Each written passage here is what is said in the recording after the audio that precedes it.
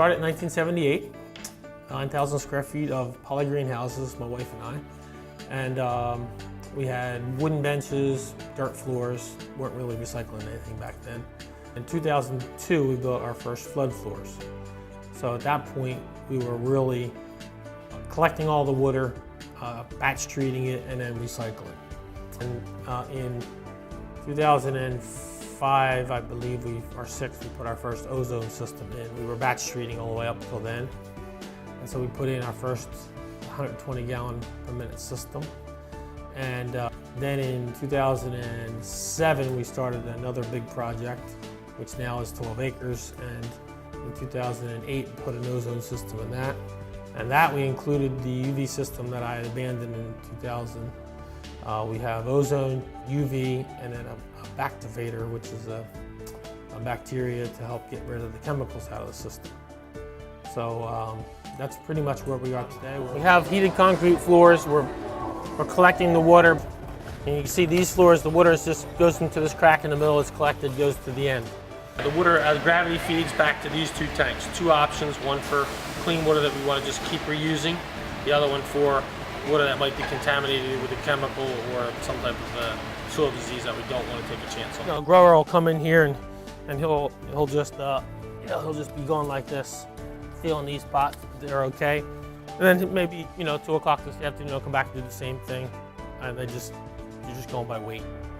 What they're really checking, because one of the reasons they have the rows down in the middle, there's a little bit of pitch to the floor, so this edge usually gets dry first, and so they might have to hand water the edges one time every once in a while.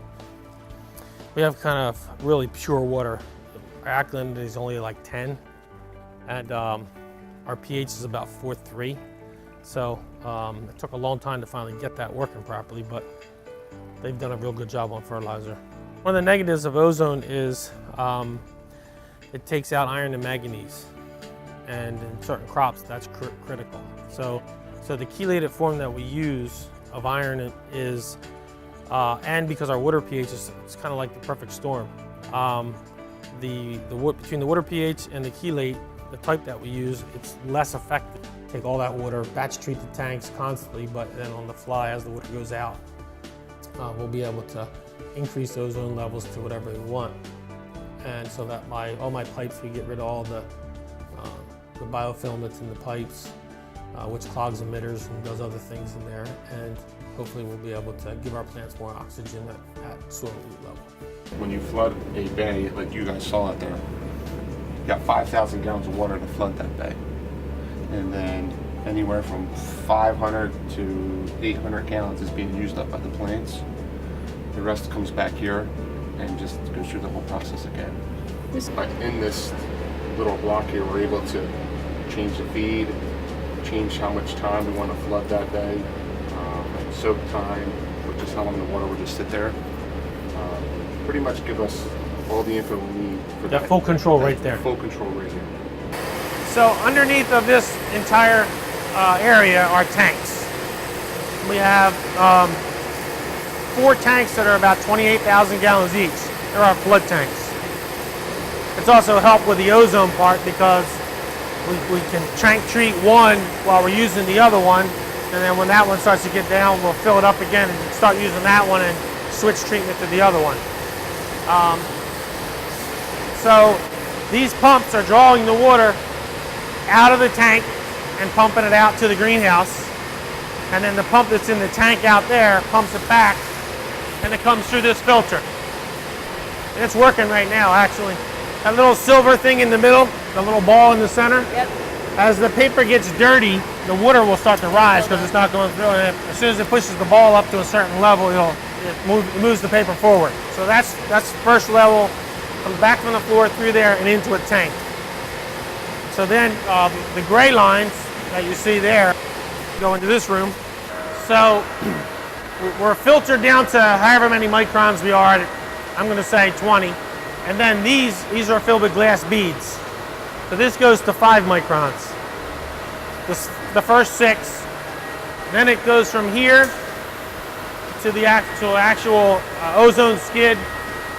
The water is charged, and then it goes into this tank to mix, and that's where the kill takes place. And then every night these tanks have to be backwashed. And so you're backwashing, in this system, almost 2,000 gallons. And that's all the junk that's in the tanks. Well, that's the worst water that you have. We didn't know what to do with that. That was just going into the pond. And so we came up with this guy over here. So as we backwash now, we go into this tank, and then every night or every morning before they start, we run it through these two really fine bag filters, and we can really get a lot of junk out. And then we put the water back in the tank and reuse it. So now we have ozone, and our tank's being ozoned. And then when we have that water that we want, we might have chemical in, or it might have pythium or something in it that we want to clean. This is where he's gonna, how about you explain this process? If we have a floor that has a disease in like pythium, we'll go ahead and we'll take that water and we'll put it to a trash tank. Out of that trash tank, we'll ozone that water to kill the pythium.